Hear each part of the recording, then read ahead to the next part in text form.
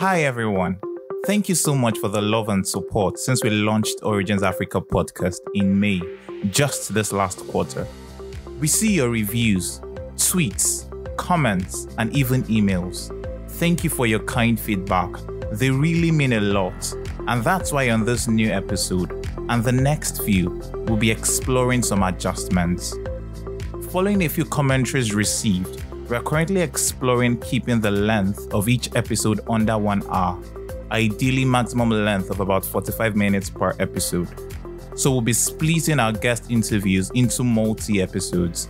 Of course, what this also means is that as against the current bi-weekly releases, new episodes will now be released every week. So you get part 1 of a guest interview this week, the part 2 next week, and then the next week after that, we release part 1 of a new guest interview, and the cycle goes on. What do you think? So please, as we explore this adjustment, at least for the next few weeks, do share your thoughts with us.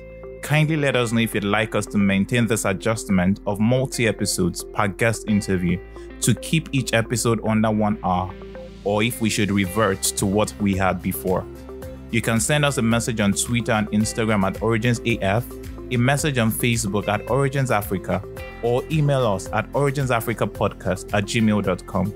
We look forward, as always, to reading your reviews and feedback. Rest assured that we remain committed to bringing you premium content on origin stories of Africans who have made and are making their dreams come true. Enjoy. I think it was the moment I first became a CEO. It was the moment when I knew that there was nobody in the firm I could go to and share my problems. Because you don't share your problems down, you share your problems up. And so when I looked up, there was nobody else there. It was just me. And it occurred to me for the first time that I can't complain. I can't moan. If something is not going well, it's my fault. And I just felt so alone. My father told me life is not a bed of roses. This is Origins Africa podcast, where we explore the origin stories of people who have made and are making their dreams come true, asking the what, the when, the how, and the why. I'm Osheye, and on this episode, the concluding part of our chat with Dr. Taya Oyedeji, we discuss why Dr. Tyre returned to Nigeria, his leadership mistakes, the challenges he faced to launching Overwood, and his general life lessons. Dr. Tyre is the founder and CEO of Overwood, an investment firm.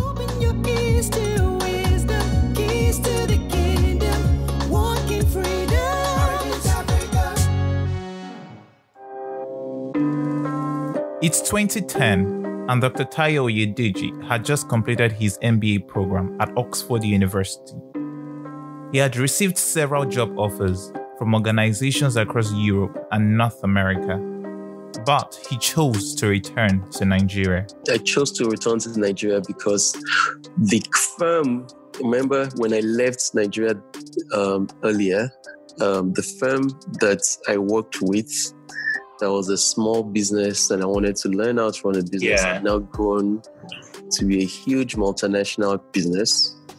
And they wanted me to come in as the director of business development. So I came in and I accepted the offer. I could have returned to America or stayed in Europe, but I wanted to help them because the CEO of that firm was really good to me. Was a gentleman known as Tolu Ogunkoya. He was really, really good to me before I left. So I wanted to give him that opportunity to work for him again. Okay. I'm being director of business development. How's the experience, especially because I know that, or I read that you didn't particularly fancy networking? Yeah, it was, I mean, that wasn't what I ended up doing. I think I ended up working more as a de facto COO. So I was more operational than new business focused. But it was good while it lasted. I mean, the bad part was that I couldn't stay as long as I wanted because the gentleman and I fell out.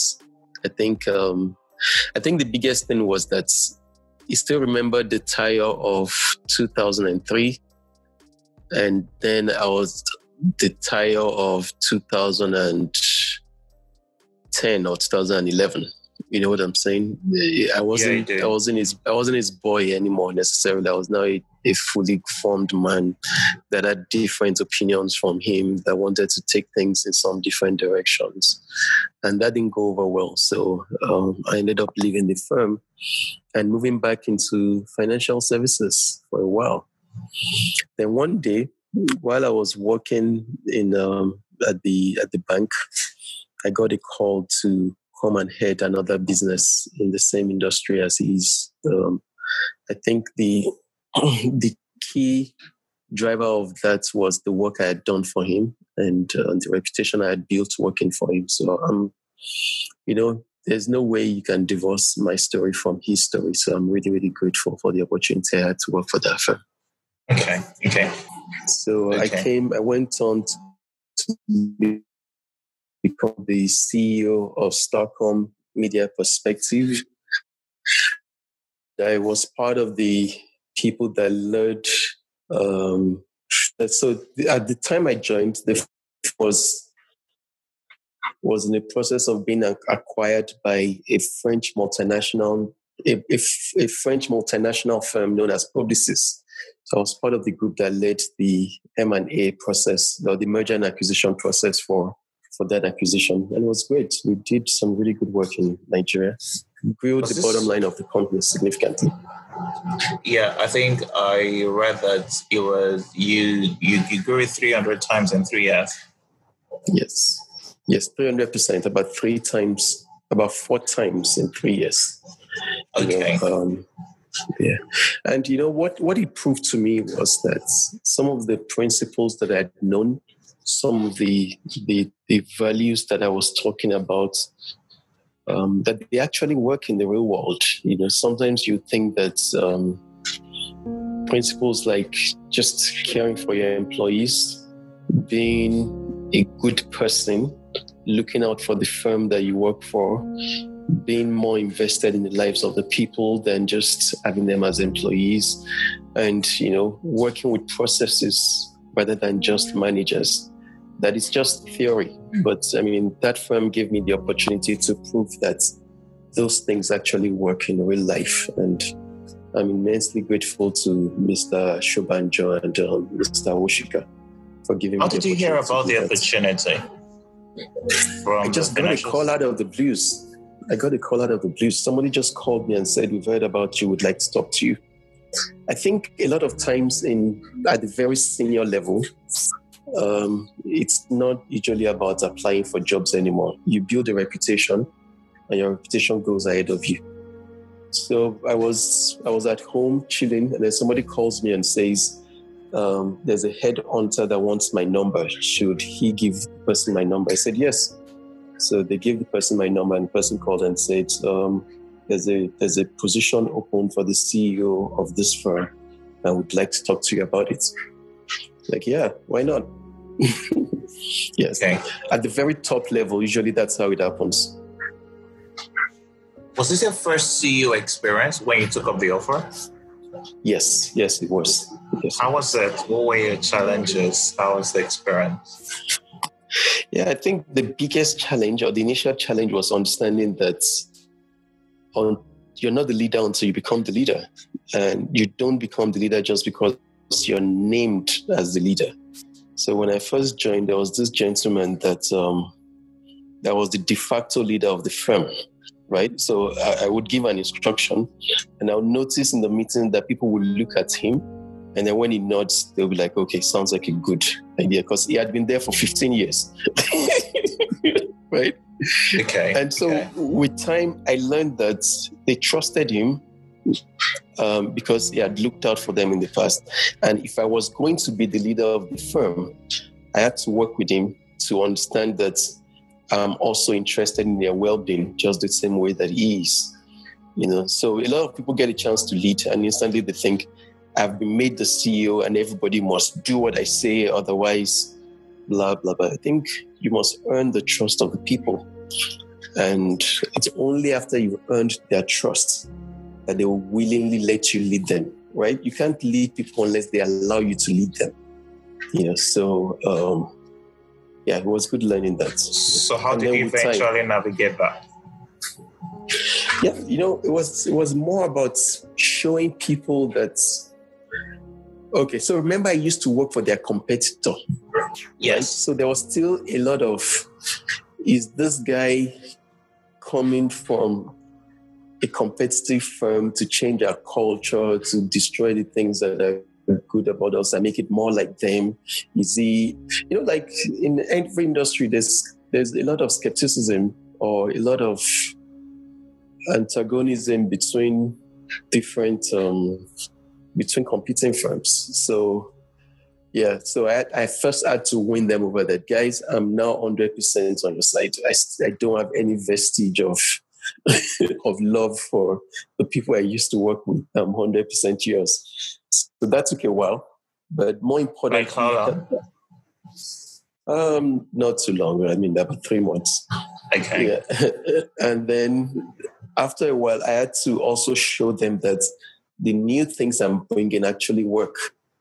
We're going to be more profitable. I'll be able to pay you better salaries. I'll be able to help you work smarter, not just harder, and all that stuff. So it was when they began to see results, actually, that they then began to loosen up a little bit. Yeah. What were some of your mistakes? I think the biggest mistake was not understanding the depth of the fears that people had, right? Remember, I used to work for a firm that was a lot more structured, but also a lot less people-oriented, right?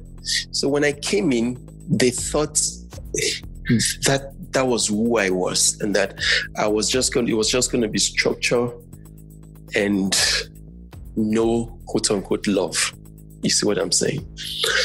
And so when I talked about why don't we structure this better, all they were hearing was, this guy has come to make our life more difficult.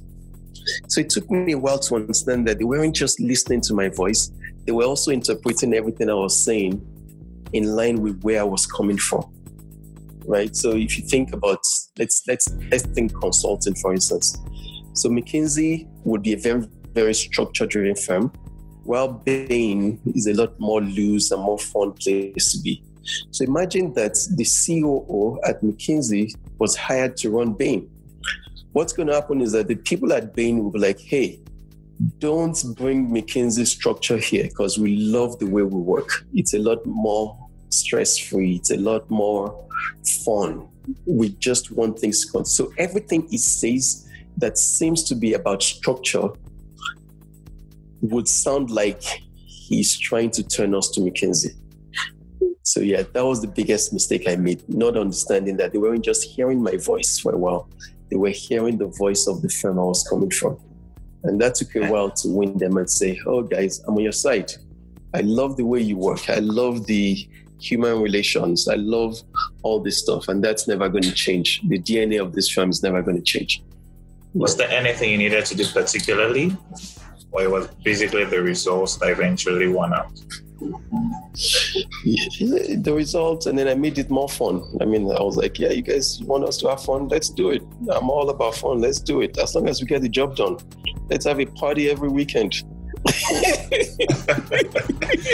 Okay. Yeah, well, let's just do the job well. So I fitted into their culture, brought a bit of structure to make it a bit easier, and it worked very well. I think we got some good results. Are there any failures? Yeah, we had failures. Yeah, but I think the successes overwhelmed the failures by far. Which one failure would you want to talk about? For me, you see, this is also part of my management style. It's really not about results for me. Results are important, But I like process more than results. Because my view is if you get process right, the results will come. Right? So the biggest failures that I found are process failures, not necessarily you went for this business and you didn't get it. So I remember there was a time we went for a pitch. A pitch is what you call, is sort of like you going to try and win a new business. And we lost that new business. And then we came back to the office and I said, guys, we're going to have a party today. We were like, why? Why are we having a party? We just lost. I said, well, because we did everything the right way and they just didn't give us the business. That made me very happy. So I rewarded them, did a party, just made everything really good. Interesting. And then like a week later, we went for another one and we won it. We won the job. But I knew we didn't do what we were supposed to do. We didn't do everything the right way. We won it because the other guys were worse than us, not because we were great. So I came back to the office and I almost killed everybody. I was just livid. I was screaming I was just really, really mad. I was like, guys, this is not who we are. We're better than this. But we won. I said, it doesn't matter. It's not about winning or losing. It's about doing the right things. And they just couldn't get it. It took them a while to get it. But once they got it, they understood that it wasn't about winning or losing. It was about following the process. Because when the process is right, you would eventually do more winning than losing. Right? Interesting. What's the toughest decision you had to make? For a CEO, it's always firing people, at least in my view, having to let people go. There were certain people that had been there for a really long time, and they weren't delivering the value commensurate to what they were getting paid, and I had to let them go. And yeah, it was the toughest decision I've usually. I mean, I don't know if maybe I'm not a typical CEO.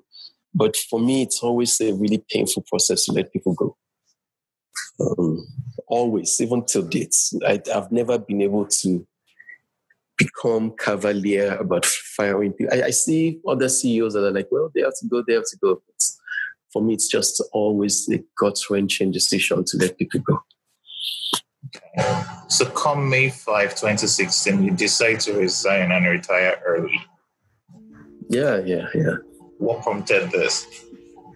Before that, I'd actually gone to lead the region in South Africa. So we had done so well in Nigeria that the French thought I could run the entire region. So I was running 34 countries and we had about almost 800 employees across those 34 countries.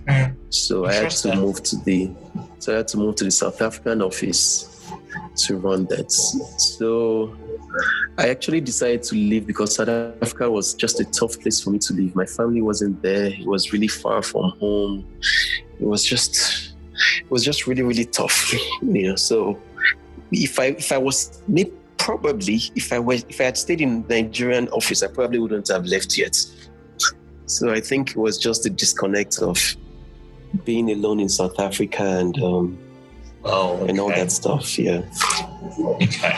But, by the time I was leaving, my farm was doing well. A couple of my other investments were doing well. So I knew I could survive without my salary.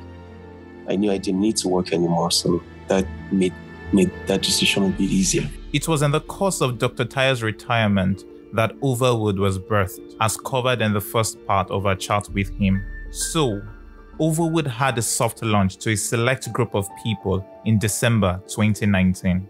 Then we launched to a select group of people.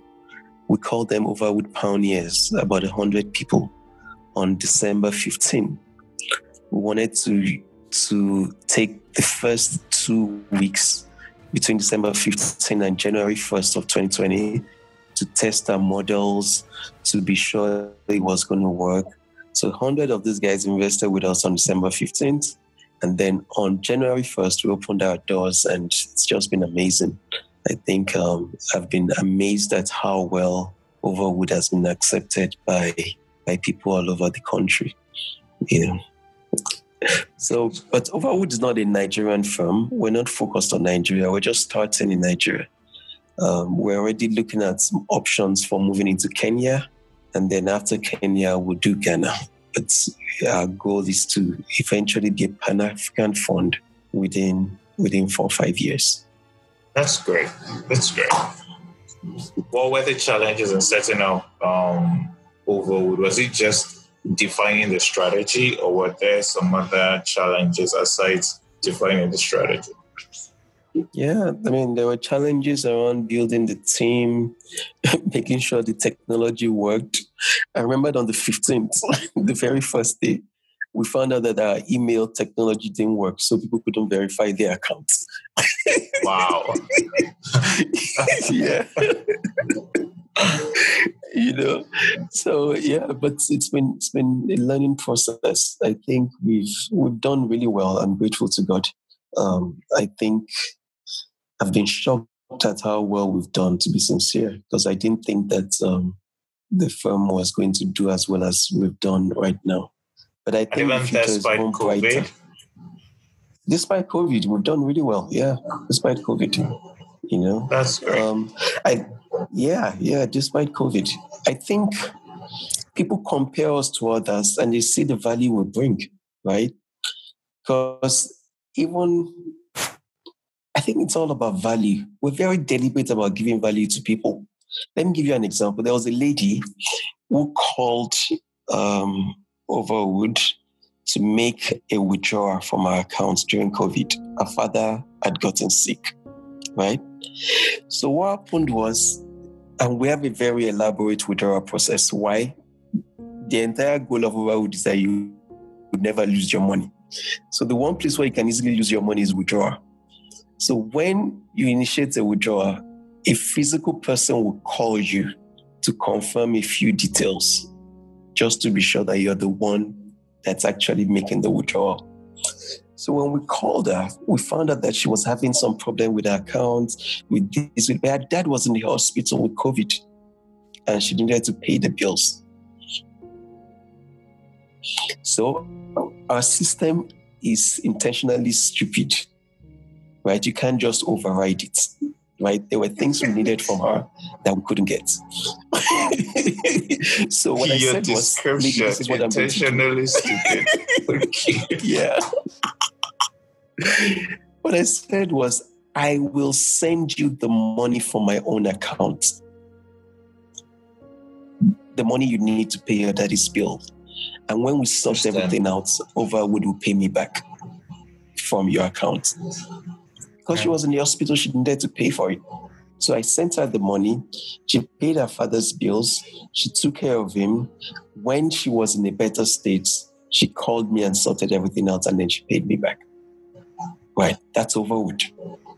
It's about the customer, making sure things work out for them. The underlying strategy is customer intimacy. Yes. We really, really, really care about the people that we call our clients. We care. We're very deliberate about caring for them, right? One of the things we've started doing right now is, like, everybody sends, right? I can't even tell you what the strategy is. Well, people can learn, or is it a trade secret? I don't know. No, it's a trade secret. But, so the people that invest with Overwood love Overwood. They don't think of Overwood as just something. Like, I send them periodic updates on what is going on in the company. Guys, we just hired this person to do 1, 2, 3 things, and please welcome him or her. And they'll email the person, welcome the person, blah, blah, blah. Guys, we're thinking about doing a dollar-denominated fund. What do you think? They would have their say, and based on what they say, we'll make a decision. So we're very deliberate about it not being a top-down organization. It's an organization that the clients have a say in, and I think they appreciate that part of it. That's great. Let me tell you one more thing. Our purpose for being is to ensure that the people that have placed their money with us never lose a dime of their money. And I've said it, I mean every word of it. If it means taking a business loss and starting over for me, losing all my income or anything I own, people will never lose their money at Overwood. That's the goal. People will never lose a dime that they've placed within Overwood.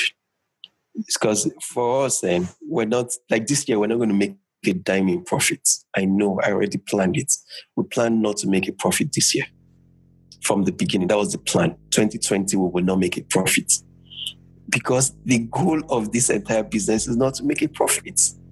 It is to first build a model that people can trust, that when they put their funds there, it would always be safe. If we do that, we're successful. Think about it. There's a man or a lady in Enugu. What are the person's options for investment? A bank, 1%, 2%. What other option does he or she have? Right? So we have to be the option that they have. And we have to treat them with their 100,000 naira as if they have 100 million naira. And if we do that effectively, we would have a good business that we can be successful with. In just a moment, Dr. Tyre will be talking about how he eventually built his team, as well as answering some general life questions. Stay with us. I'm Oshaye, and you're listening to Origins Africa podcast. Hi, dear listener. If you love our show, please leave us a review on iTunes and Apple Podcast. You can also send us a tweet or comment on Instagram at OriginsAF. We love to read from you. Nopes, not later. Yes, I read your mind. Do it now. Thanks a lot. Also click the subscribe button and share with a friend. Let's make a difference together, one origin story at a time. Hi guys, welcome back to Origins Africa podcast.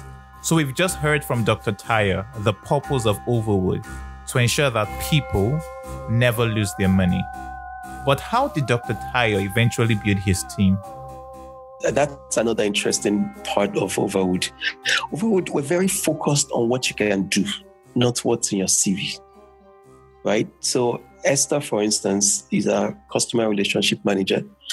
The day she came in, she finished with a first class out of Covenants. But hey, what does that mean? I don't care. But the day she came in, we were struggling with some reconciliation. And we couldn't get it done, right?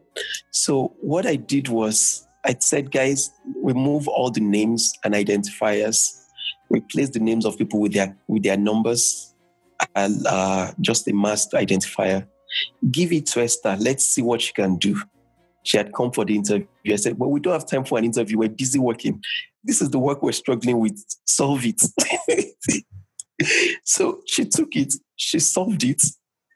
She brought it to me, said, well, I've solved the problem.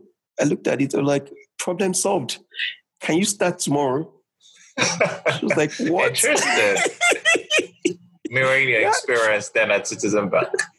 Exactly. She got an offer. She started the next day. And she's just been a valuable member of the team ever since. Right? There's another gentleman that works for us that doesn't even have a first degree, but he's so good at what he does. You know, it's just all about getting good people, training them, giving them the opportunity to do the best they can do, you know, and I'm really, really proud of this team. I think, I think I'm lucky with respect to recruitment because I was also a good staff for people. Like when I was an employee, I would work for you as if it's my father's business. I would give you everything, even though I'm just an employee. So maybe it's the karma of goodwill that I had sown while working for the people that's coming to. Yeah. I hope so. That's a good one. So looking back now, you see how all the dots connect in your journey? I think so. Yeah. I think so. I think it's been a good life. Okay. How do you mean? Could you shed more light? like I feel like it's an improbable story, but it's been a good story. I'm just grateful. Like some days I wake up and I look up and I'm just grateful to God. Like I couldn't have scripted it. When I think about my family, when I think about Overwood, when I think about how I grew up, when I think about Demola that was just working beside me and said, "Oh, it's possible to go study." Yeah. What if he wasn't working on the desk just beside me? It would be a different story. It would also be a good story, but it would be a different story. What if my father hadn't died and literally forced my mom to go become an entrepreneur? What if, I'm just, listen, I don't know what people believe about God or know God or whatever, but I'm just intensely grateful for every opportunity I've had. I don't take it for granted at all. I don't think I'm awesome or I'm great or anything like that. I think God's just been good to me. And I'm just intensely grateful to him for that. Okay. Looking back now, what would you say are your key lessons that life has taught you? I think it's just to do the best wherever you are, because you never know what's going to come out of that. Just do the best and learn. Just do your best everywhere. Right? Like people, I get really, really frustrated when people who don't do good work complain and just complain and I can't stand it. I think wherever you are, when you put in your best, then bigger things will come. At least that's what I've found. Okay. You shared a thread maybe a few months back, I don't know, things you wish you had known in your 20s. 5 key things. Mm-hmm. So I'll read them out now. I would appreciate if maybe you could talk about the epiphanies or those moments that, or the experiences you had that drove those epiphanies you had. So the first one was hard work always pays. Yeah, I think I've found that people, so a lot of people who don't want to work hard would say you don't have to work hard, you just have to work smart. And I think that's really, really just stupid, because you can work hard and be strategic with the hard work. That's when hard work pays, So there's nothing like smart work. When you cheat and steal and do all this stuff, life has a way of paying you back. You never get away with it. So I feel like, people just need to understand that hard work is important and it always pays. So what's strategic work? So strategic work is hard work that is directed. So like I do real estate, and some of the hardest working people I've ever seen are construction workers. They work really, really hard every day. But the gains they make are not commensurate to the hard work they do. But if you start as a construction worker and you're strategic in thinking, how do I become a foreman? Right? From being the foreman, you start thinking, how do I own my own construction business? Now, it's not just working hard, it's working hard and being strategic in planning to move forward with your life. This is the saddest story I tell, but I use it as an example for people. When I was working in Nigeria in 2003, there was a gentleman that was a security guard in a firm, and that was all he did. And I remember my last day on the job, I said bye to him, we smiled, and then I left. I was just a young middle manager, or if there's anything like lower manager, I just started, right? So I left for America, and then I didn't come back to Nigeria until That was 2003. I didn't come back to 2011. And now I was coming back to this firm as the director of business development, right, for the firm. He was still at the gates 80 years later doing exactly the same thing he did the day I left. And he saw me, recognized me, and saw me in my official car and everything. I was like, long time, 8 years, blah, blah, blah, blah, blah, blah. But he was still there doing exactly the same thing 80 years later. So some people will say maybe he was working hard at the gates, but maybe he wasn't strategic with his work. I don't know, maybe. Okay. You also mentioned people shouldn't be afraid to take risks. Yeah. I think people should be willing to give up some things to aspire for the next thing, right? So, people should be willing to give up, for instance, a job in banking that pays a lot more than a job in a startup to learn more about management. For instance, that was what I did. So, but I was in my 20s. It would probably be harder for me to do it today because I have a family and every little cent counts. You know what I'm saying? But back then, I left a job in a big firm to go work at a small firm so that I could learn management and administration and processes and all that stuff. So people should be willing to take risks like that when they're young. Okay. What are your blind sides? I don't know. Everybody does. Everybody has things they're not good at, I'm probably not, I'm sure I have to, but I can't think of it now.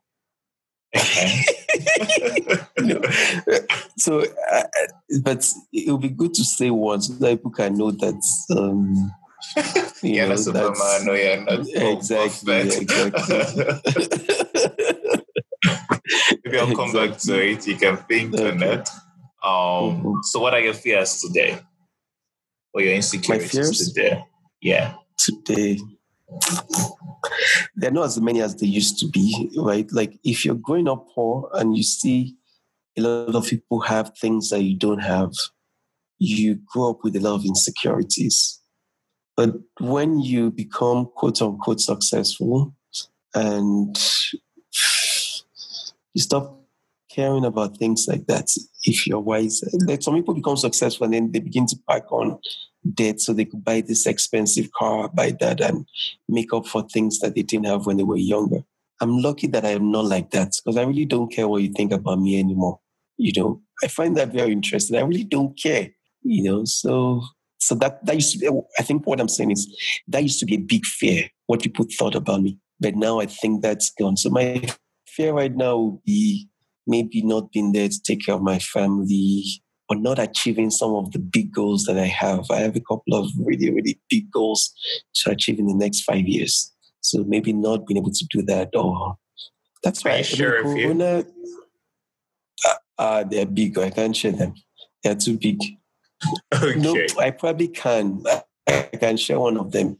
I want to build a huge software training and development firm outside Lagos, maybe in Ibadan or Osogbo or somewhere. Primarily because I think there are very, very talented people in those places and they just don't have the opportunity.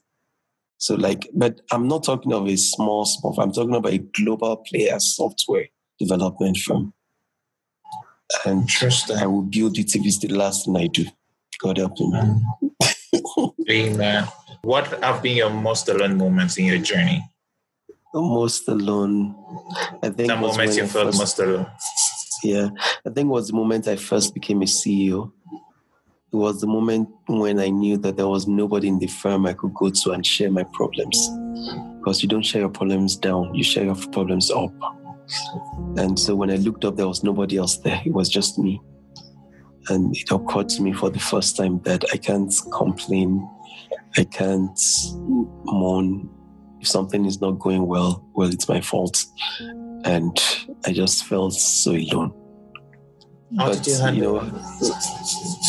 eventually I found mentors outside the firm.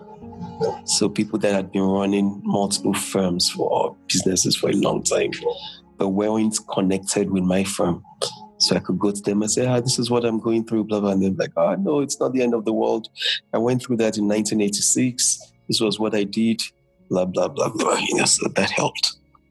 That initial time of just knowing that you're the last authority in this place and there's nobody else you can talk to was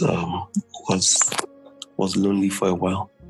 What are your most inspiring moments in your journey? I think it was the day I graduated with my PhD, my doctorate, the day I walked down with that gown and became Dr. Oyedeji. Yeah, it was a dream I'd always had. I didn't think it was going to happen. So it was a really, really good day. Yeah. Best advice you've gotten? Do the right thing. I mentioned Prince Oyeniya a while back, and he would just always tell me, do the right things.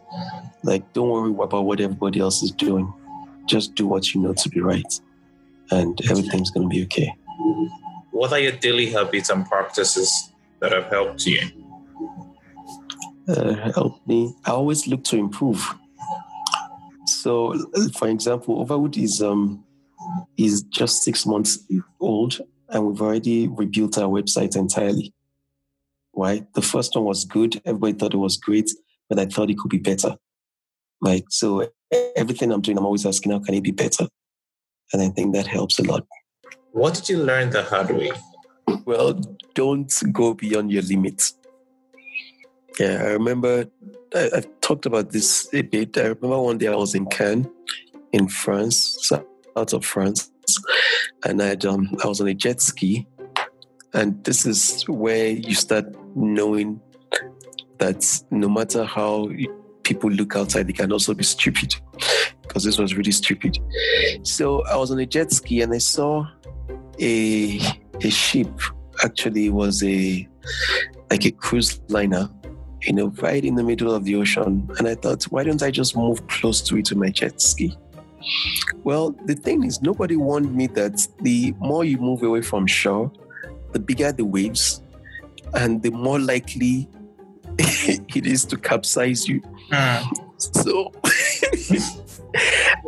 So as I started moving on, the wave became more boisterous, and all of a sudden, I capsized into the ocean, and I had a muscle pull at the same time, so I couldn't swim.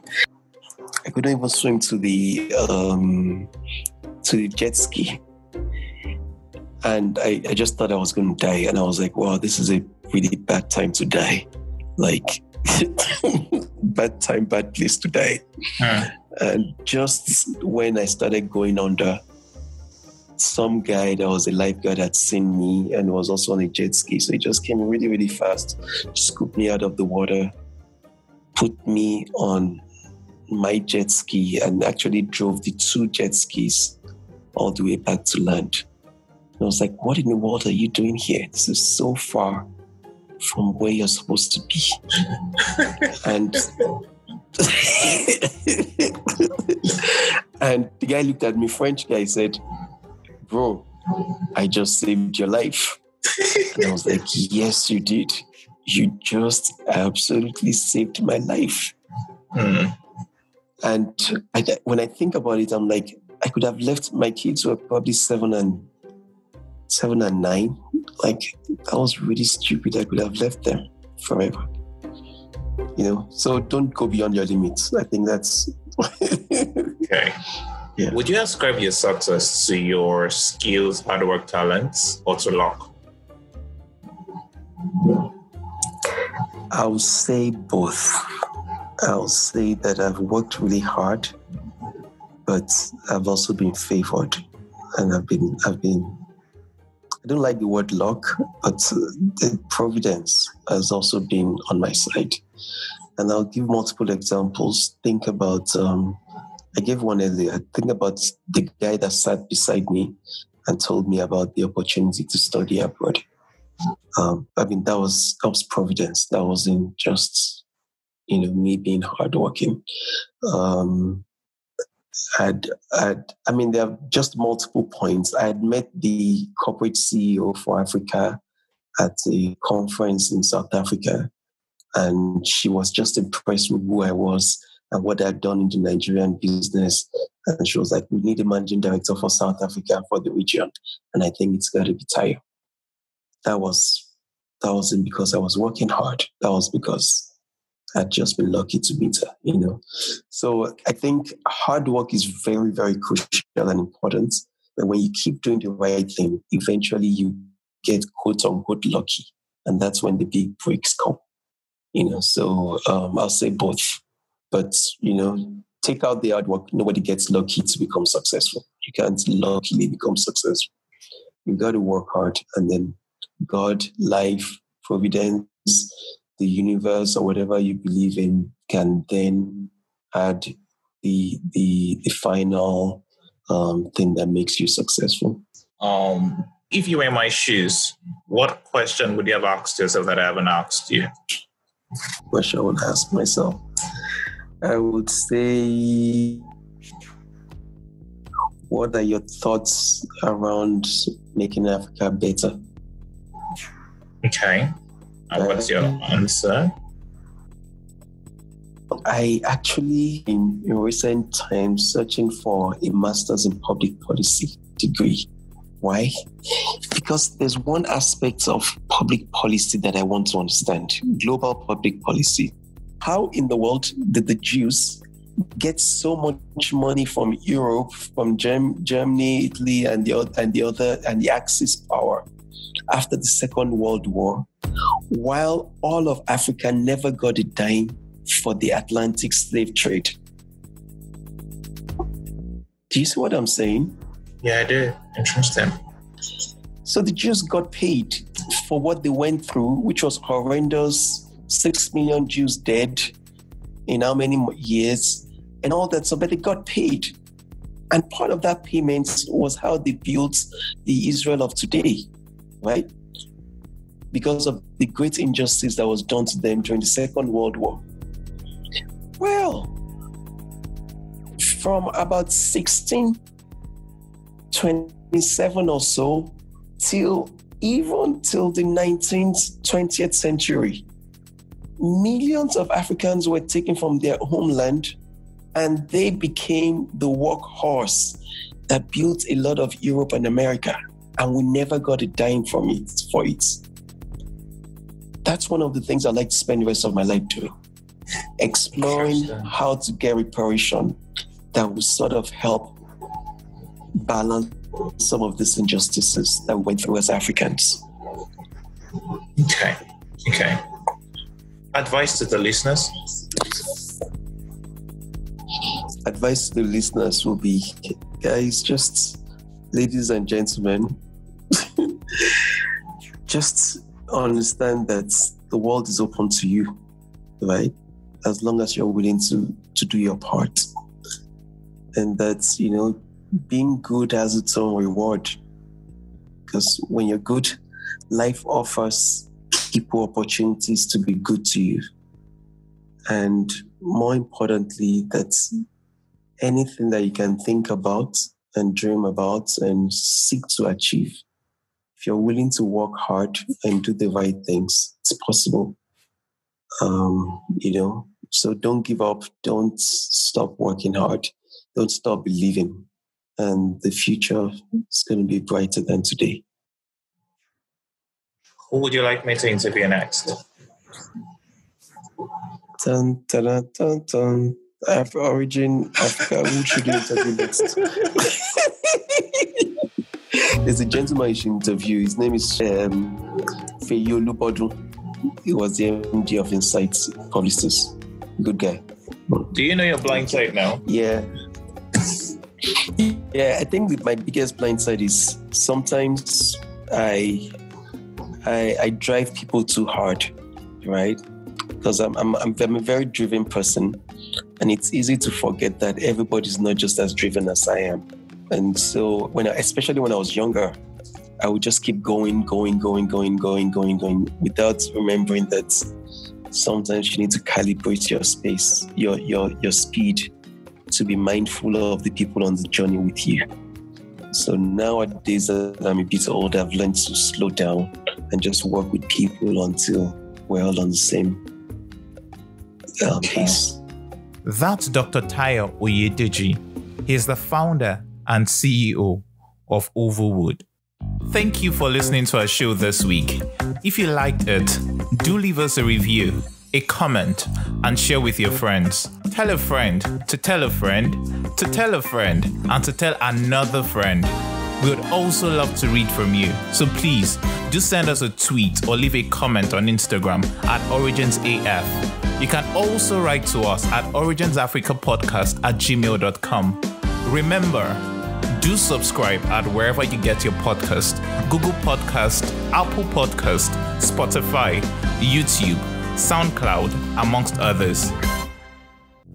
Join us next time as we have a chat with Debola Deji Kuromi, fondly called DDK.